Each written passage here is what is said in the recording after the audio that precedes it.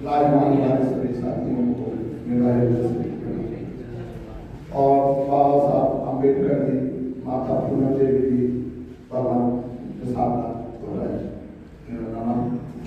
हमारे राष्ट्रीय अध्यक्ष श्री प्रकाश कहार जी के विचारों को भी गौरव। साथियों, आज हम सभी नरसिंहपुर जिले की तहसील गाडरवाड़ा में एकत्रित हुए। यहाँ के क्षेत्र से अलग अलग जगह से हमारे जो सामाजिक भाई बंधु आए हैं, उनका भी मैं हृदय से बहुत बहुत आभार व्यक्त करूंगा। और साथियों, आप सभी के मन में एक प्रश्न होगा कि कहार महासंघ आखिर है क्या।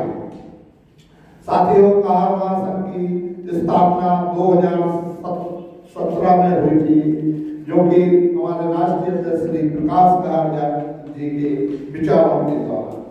और यह संगठन गैर राजनीतिक संगठन है। आज यह संगठन मध्य प्रदेश में पिछले 7-8 वर्षों से निरंतर कार्य कर रहा है। यह संगठन ना बीजेपी का है, ना कांग्रेस का है, ना सपा का है, ना बसपा का है।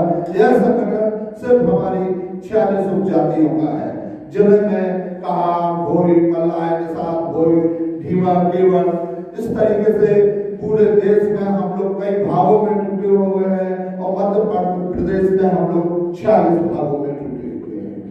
साथियों, जब देश आजाद नहीं हुआ था तो पहले 4 जातियां होती थी, ब्राह्मण, क्षत्रिय और वैश्य, और एक जाति थी शूद्र। उन शूद्र जाति में से एक जाति थी कहार। आजादी के पहले एक जाति से संबोधित किया जाता था कहार। शूद्र जाति को जब देश आजाद हुआ तो चंद मुट्ठीभर लोगों ने हम लोगों को, क्योंकि बाबा साहब अम्बेडकर ने संविधान में एक वोट की ताकत दी थी, इसलिए क्योंकि उस जमाने में राजा के घर राजा पैदा होता था, राजतंत्र था। संविधान बनने के बाद हम लोगों को लोकतंत्र की ताकत मिली। जो चंद लोग थे, उन्हें लगा कि अगर यह समुदाय अपने अधिकारों को जान जाएगा तो हमारे हाथ से सत्ता चली जाएगी, इसलिए समुदाय को तोड़ दो। तो हमारे समुदाय को आजादी के बाद तोड़ दिया गया और मोड़ दिया गया।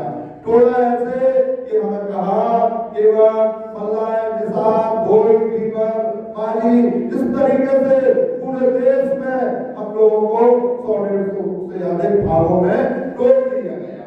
और वोट कैसे दिया गया? आजादी के पहले हम लोगों को मंदिर में जाने के लिए वर्जित था। शूद्र जाति का व्यक्ति मंदिरों में नहीं जा सकता था, लेकिन आजादी के बाद हम लोगों का रास्ता